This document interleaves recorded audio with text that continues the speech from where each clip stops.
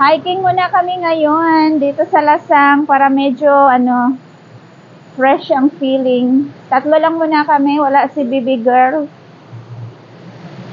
May siya, school activity, may laro sila ngayon. Masyadong mainit. May dito guys, sapa ni siya, tapos parang naging falls ang dating ba.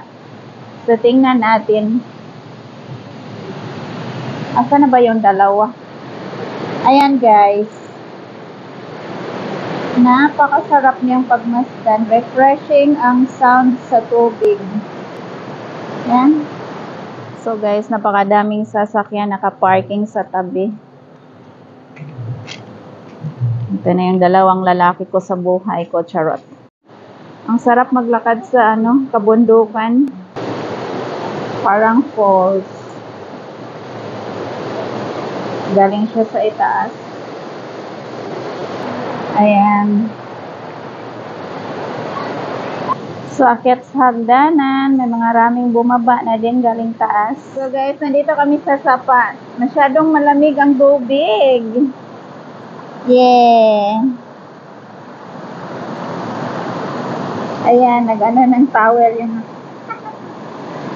Kasi nga masyado siyang pawisin. Kaya ayan, inano niya ng tubig kasi malamig.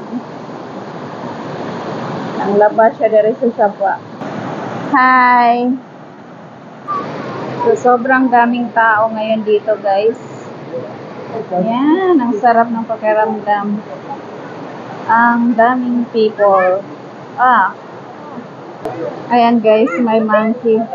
Ayan guys, tatlo. Ang dami-dami nila. Ayan, may baby. Ayan guys, baby pa siya. Ayan, kumalagtim. Ayan, baby pa siya. Ayan yung pinakamalaki guys. Oh. Ito, meron pa sa baba, naglakad-lakad.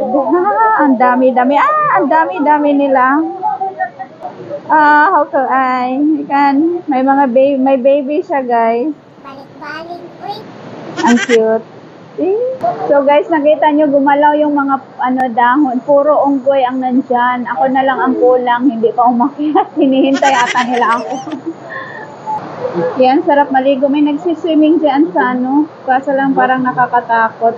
So yan ang akyatan papunta sa falls. Dito na kami guys. Dumating na kami sa falls.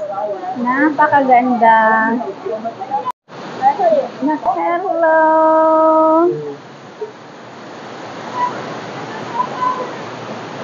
So nag-ano lang tayo, pictorial lang saglit kasi madaming tao nakapila.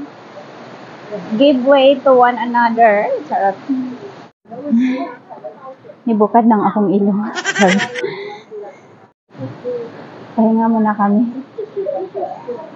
Pagod. Ito yung pinakamataas guys. Ayan. Mas mataas pa doon sa baba. Masakit ng tuhod ko guys. Pahinga muna kami. Pababa na kami sa bundok.